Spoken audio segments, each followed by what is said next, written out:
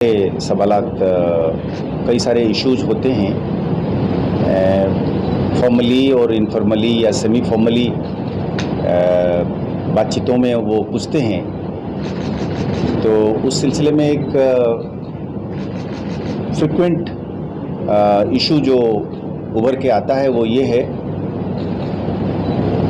कि security situation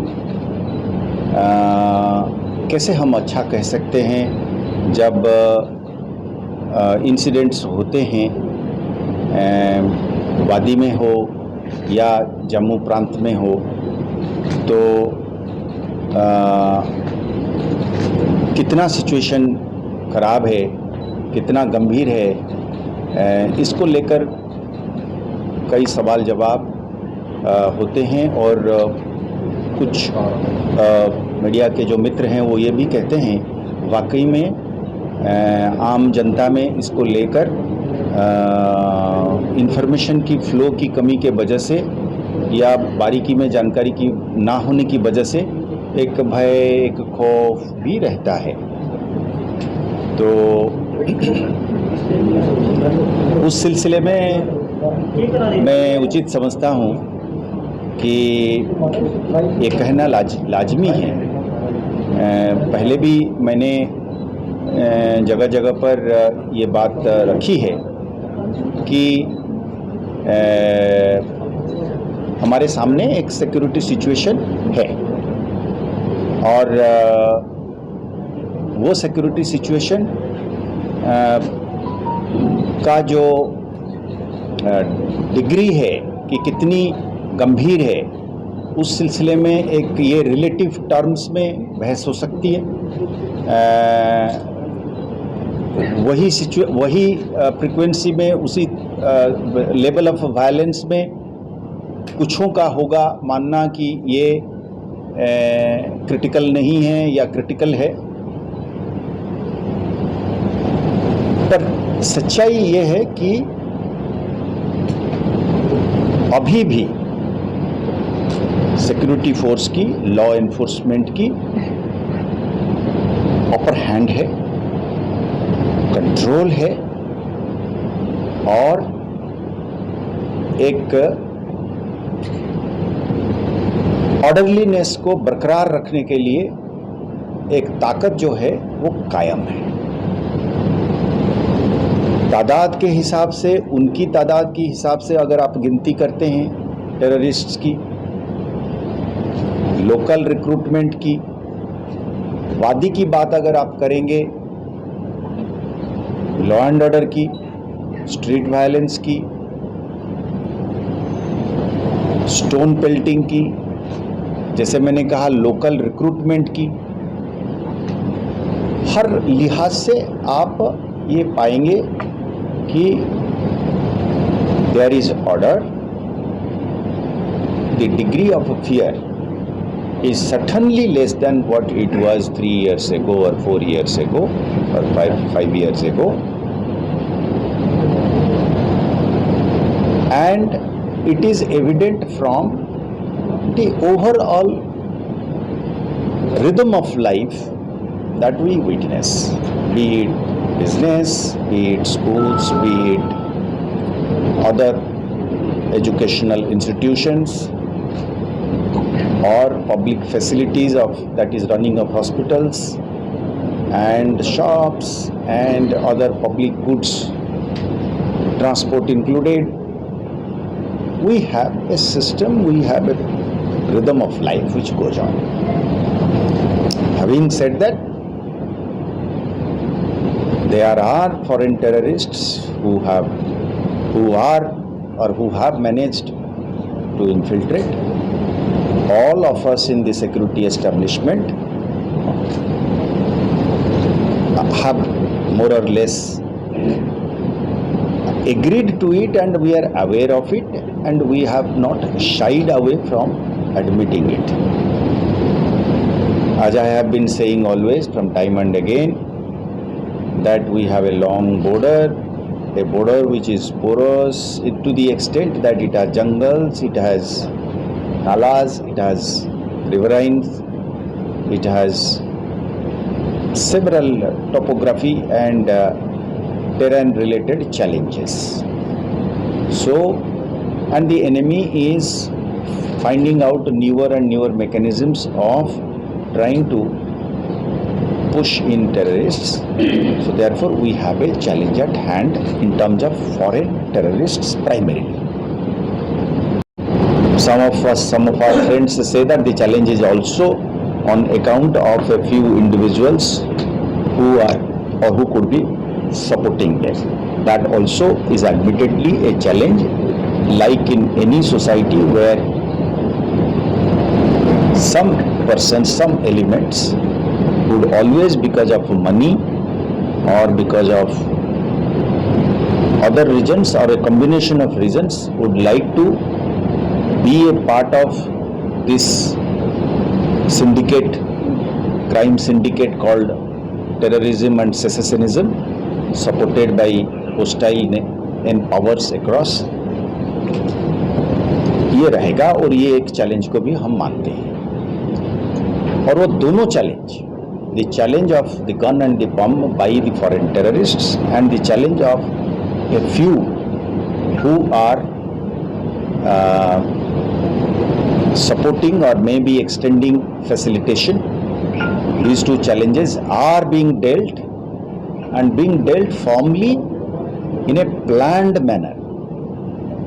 The challenge of the bomb and the gun is being responded by way of a coordinated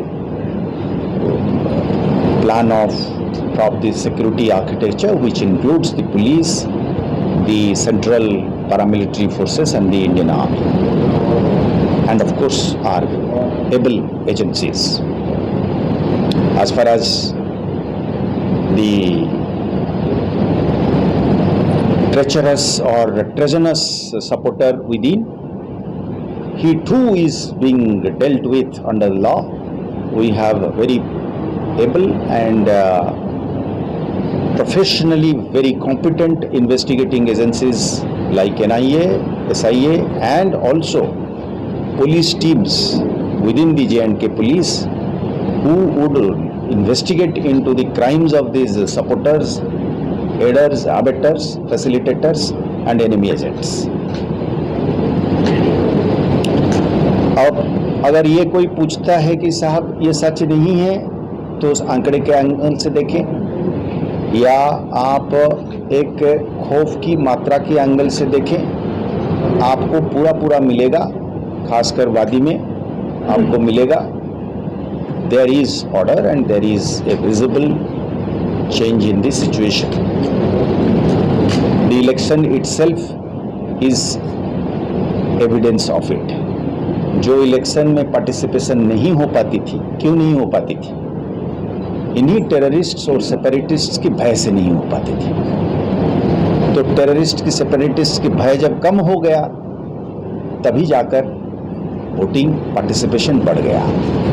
अब इसको कोई अगर interpret करता है कि किसी एंगल से पॉलिटिकली इंटरप्रेट करता है कि नैरेटिव के एंगल से वो सपोर्ट एक्स को या वाई को या जेड को गया, हम उसको उस नजरिया से नहीं देखते हैं. हम ये देखते हैं जो एनिमी की भी बात करता है उसको भी कहने की आज़ादी जो है वो इंडियन स्टेट ही देता है. ये इंडियन स्टेट का बड़पन है, ये इंडियन स्टेट की लिबरल डेमोक्रेसी की लार्ज हार्टेडनेस है कि आपको एक कॉन्ट्रारियन व्यू रखने देता है to the extent of even being against the very system और the boat in which you are sitting. But some questions many of my friends in the media and other circles often raise as to how it will impact the security situation without getting into the terrain of politics, especially electoral. From the strict law enforcement view, our position is that as long as the same law-making bodies of which people are a part professing even separatism, as long as the law they have passed says that murder is a crime, police and law enforcement agency will go ahead in proving that a murder is a murder. So, to that extent, I think the responsibility of the police, it will discharge it firmly and fearlessly. Of anyone or any attempt to disrupt peace through mechanisms which has created some concern in the minds of certain quarters of the society. I believe that this particular policy is very much working. We are open to discussion and debate not only within our setup, but if in the public discourse, I mean completely being apolitical, if the idea is that whether our current approach is working, I would say it is, unless somebody shows evidence to the contrary. Our position in the J&K police is that we first would like to say that our first and foremost approach or position is that we would like to save lives. If by following a particular strategy in the last 3, 4, 5 years, we have saved lives, if the evidence is that we have saved lives of citizens, saved lives of security force personnel, saved lives of would-be terrorists, if we have saved youngsters from losing their lives on account of getting into this syndicate of terrorist crime, I think we are succeeding, and no one can find a fault in that. You look at it from a legal point of view, you look at it from a humanitarian point of view. If somebody else is saying that, how is it that if somebody is having a problem with this approach, saying that it doesn't matter, lives may be lost or lives should be lost, but a particular narrative must be allowed to flourish. If there is a connection between a narrative and the increase of the loss of the lives, I would say that the narrative itself is equally liable criminally. It is not a political statement, it is a perfectly legal statement. The law itself, the existing law not passed by the police but passed by the lawmakers of this great country, says, for example, section 18 of UAPA says in so many words that if an ideology or a narrative which is endorsing violence, advocating separatism, or glorifying, legalizing, legitimizing a particular ideology which is promoting loss of lives, would be treated as crime.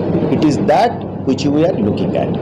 So we are strictly going according to the law, and therefore we are against only that aspect of the narrative which conspires to create death and destruction. No ideology can ever be supported, howsoever attractive it may be to a certain section, as long as it is trying to promote violence by pushing people, especially poor, less educated youngsters, to be cannon fodder. To that extent, I think our policy and our clarity of working is fully within the parameters of the law. In fact, we are liable, we are duty bound. Not doing so would be abdication of responsibility on my part and on the part of my colleagues and the police force which you have created and which you are paying for to be able